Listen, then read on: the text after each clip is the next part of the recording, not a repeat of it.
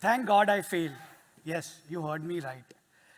Failure is such a dreaded word that we don't really spend too much time discussing it, right?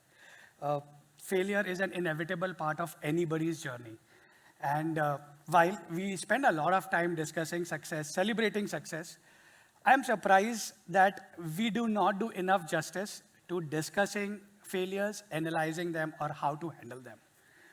Let me tell you two stories. There was a child, he barely passed his math exam in grade 7, did about okay in grade 12, scored about 76%, uh, couldn't, kind of took a year drop, got into engineering. In the engineering college, couldn't do very well because he used to stammer a lot. Unfortunately, could not clear a single job interview which he appeared for because he just couldn't communicate. He appeared for MBA entrances as well. Cleared CAT, but could not clear a single MBA interview as well, again, because he used to stammer a lot. Ended up taking a job from the campus with a company which just hired him based on his aptitude test. There was no interview. Of course, ended up getting the lowest package from the campus. There's another story. There's a child who came from a really humble background. Father was an auto rickshaw driver. The child went ahead, cracked IIT, went to IIM. Even in IIM, went ahead and got a day zero placement. Got the highest package from the campus. Became an investment banker. Went ahead, got out of turn promotion in investment bank where people were getting fired left, right, and center. Quit his corporate career after 9 years to pursue something he's passionate about. Would you say child one failed while child one succeeded? What if I tell you both are the stories of the same child? And yes, that's me. I am the one who has gone through both of these stories.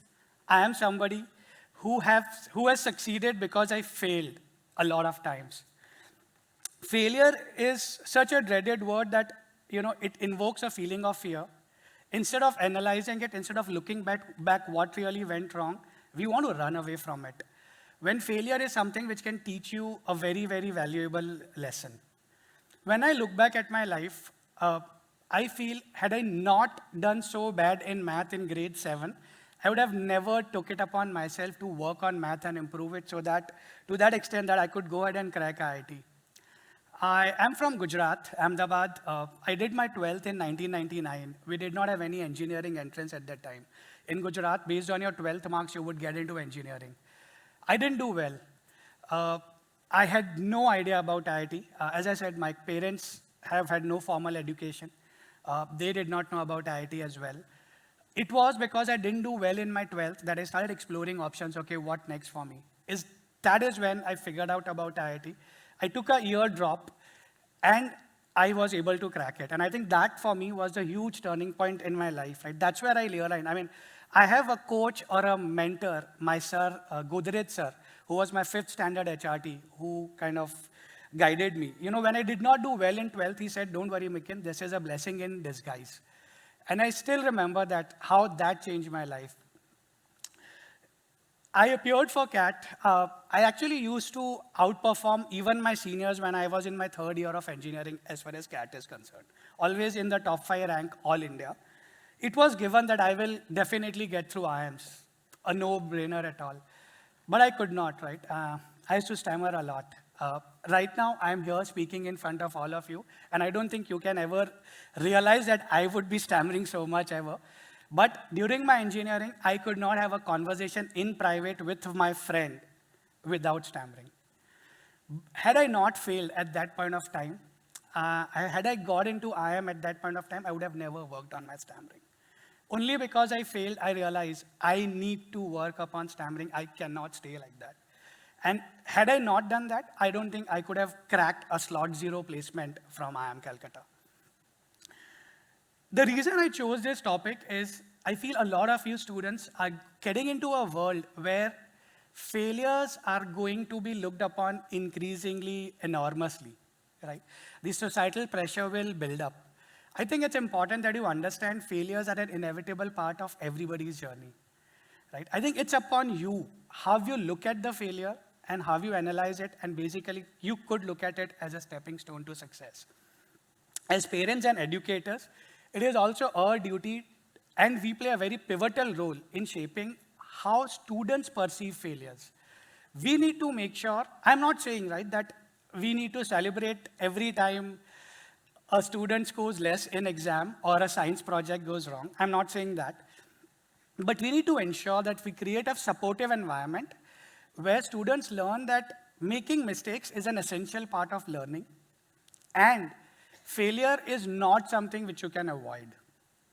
We need to tell them that it is important to analyze failure, learn from the mistakes, figure out what you can work on, and then come back, give it another shot after having worked on your weaknesses. I have used certain strategies which have worked well for me while analyzing failure, and I would like to share a few of them with you. The first one is, do not build undue pressure on yourself for any event. Nothing in your life is very critical or permanent, right? I'm not saying that, you need not give your best for something. Some of you would be appearing for 10th board, some of you would be appearing for 12th boards. Yes, when you're appearing for it, give it your best shot, but it's not something which is a life and death issue. Do not make it that, ever. As Roger Federer said, right, in one of his recent speeches, when you play a point, you play as if it is the only point which is important in the match, but when that point is over, you just say it was just a point, you move on. I think that's extremely important. You never let yourself get burdened by expectations of society or others around you. You remember how many times you failed when you were learning to walk, when you were trying to learn how to ride a cycle? But we all learned, right? Because we never thought that it's something which is extremely critical. Oh, what would happen if I don't know how to walk? Yeah, that thought never crossed your mind. I think that feeling, right, that nothing is important, that feeling of giving undue importance to something is one of a key reason why people fail. Again, when I look back at my career, when I took a year break, it was a very, very important. When I look back now, I feel it was a very critical decision. My parents, my father did not have enough savings. Whatever he had, he actually put into my education. And for helping me prepare for IIT. I went to Kota to prepare for IIT. It never crossed my mind that, okay, what if I do not get through, right? What will my parents think? What will happen? All their savings are gone. And I think that is one thing which really helped me crack it. In fact, that was a year I met my wife. She was my neighbor and we were preparing for JEE together, right? So had that crossed my mind, I would have never probably fallen in love with her at that point of time, right? That changed my life, and of course, would have probably changed my wife had that thought crossed my mind. So that's one thing, right? Never ever let a situation overpower you. Second is, whenever you face a failure, reflect. And that reflection has to be real quick. Do not belabor upon the failure. That is never going to help, right? You need to look at what went wrong, right? What could have really been changed, and how do you really work on it? Again, when I could not get through CAT, I did not spend too much time thinking about it because I realized, right, I failed in GDPI, group discussions and personal interviews. And one reason was because I stammer. Because you stammer, you are just not able to express yourself. In fact, in my engineering, I have scored A+ in only 2 subjects. One was math in my first year of engineering. And second was the exam, which was immediately on the next day of my CAT result. Because I took it upon myself as a challenge that, okay, that is okay, no matter what the CAT result is, I want to make sure that it doesn't impact me. And what I did is, I reflected that, okay, I need to overcome stammering.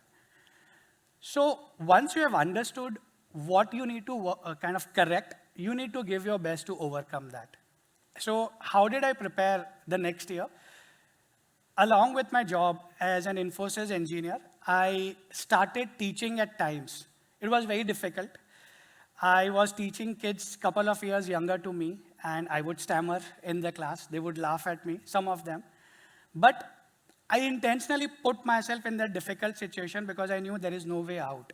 And that helped me learn how do I pace my speech so that I don't stammer. So that's second, right? Reflect upon what went wrong, take corrective actions, learn from it, and then move on. The third piece, which I think is extremely critical, is confidence.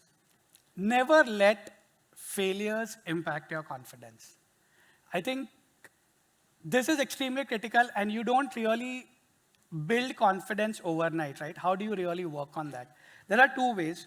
One, start looking at small failures, try converting them into successes later on, right? As you start building that confidence that, okay, a failure is not final, a failure is not permanent, this is something which I can turn around, you will be able to develop that confidence that over a period of time, even longer term failures is something which you can turn around.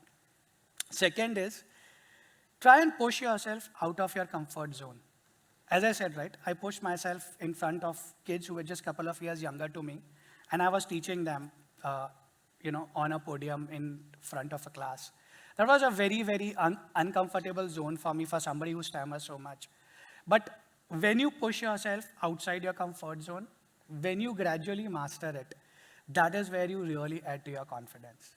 It's very easy to do well when you are in your comfort zone. I think almost everybody will do well. It's really important that you intentionally push the boundary a little every time and learn that. The final piece, which really helped me, was always have a plan B. I don't think there is ever any destination which you can only reach one way, right? There are multiple paths to the same destination. There are multiple journeys available. Sometimes one path could be longer, other one would be shorter, but it doesn't always mean that a shorter path is the best path possible. Had I got into IIMs in the first attempt, which was a shorter path, it would not have helped me. I would have went there, I would have stammered. Placement pressures at IIMs is humongous. There's no way I could have cracked the slot 0 shortlist. I went to Merrill Lynch. I joined Merrill from campus. I stayed with them for close to 9 years and then decided to quit. Merrill historically has never hired outside the top 10 ranks at any IIMs. Never.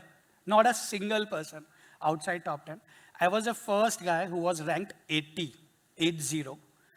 in a batch who was picked up by Merrill. And I think the reason was because I had built my CV very strong enough to make sure that whatever I lacked academically in my CV, I was able to cover up. So I would not have been able to do all of that had I immediately got into CAT or MBA. So there are always alternate paths available for you. You need to be aware of what those paths are, and that really helps reduce the pressure which you face. These are some of my learnings from what I have gone through. I really, really feel no failure is final, and whatever I have learned in my life is because of those failures. My failures have been one of my biggest teachers. I mean, there are two teachers which I respect the most. One is Godrej sir, Godi sir as I call him, and second is my failures. And that's the reason I thought that's probably the most appropriate topic to talk about. I stand before you as a person who has failed n number of times, but those failures are the ones which have shaped me for what I am today. I would leave you all with this thought that in life, you will encounter failures multiple number of times. I just wish you to accept that with gratitude, with positivity, and learn how to analyze them, how to process them. And remember, no failure is final. It's just probably another step for success. Thank you.